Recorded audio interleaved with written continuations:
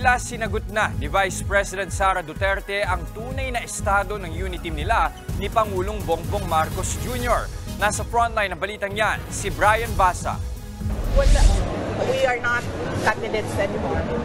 Ito ang derechahang tugon ni Vice President Sara Duterte nang tanungin ng media kahapon kung buo pa rin ba ang unity team nila ng nakatandem na si Pangulong Bongbong Marcos. Ayon kay VP Sara, binuulang ang unity team para sa pagtakbo nila noong 2022 presidential elections. Sabay pasalamat sa lahat ng sumuporta sa kanila.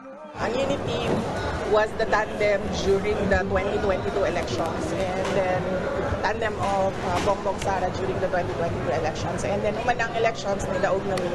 And gapasalamat mi sa ato ang mga kaigsuunan sa ating mga kababayan sa kanilang suporta sa tandem namin noong 2022.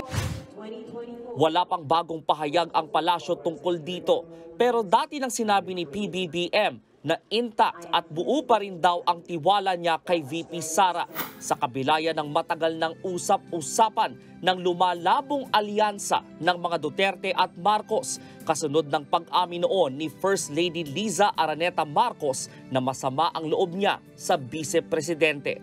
Nag-ugat ito sa sunod-sunod na pambabatikos ng mga Duterte sa Pangulo at ngayon tila lumalim pa kasabay ng sunod-sunod na suspensyon sa mga kaalyado ni dating Pangulong Duterte.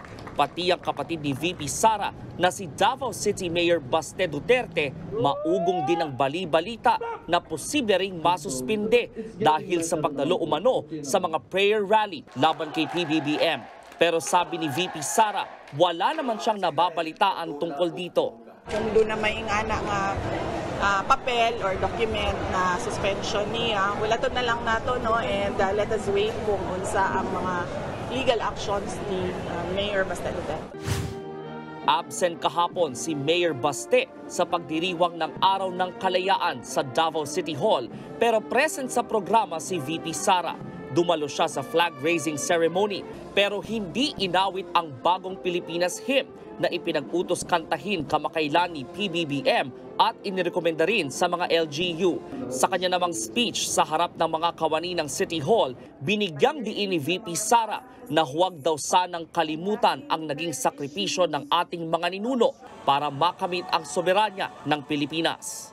On Independence Day, we do not only celebrate our liberation, but also place emphasis on the importance of remembering the adversities we have overcome and the ideals we fight for. Nagbabalita mula sa Frontline, Brian Basa, News 5. Mga kapatid, Jess De Los Santos po, huwag magpahuli sa mga umaaksyong balita at napapanahong issue sa bansa. Para sa mas malawak na balitaan, mag-subscribe at mag-follow sa social media pages ng News 5.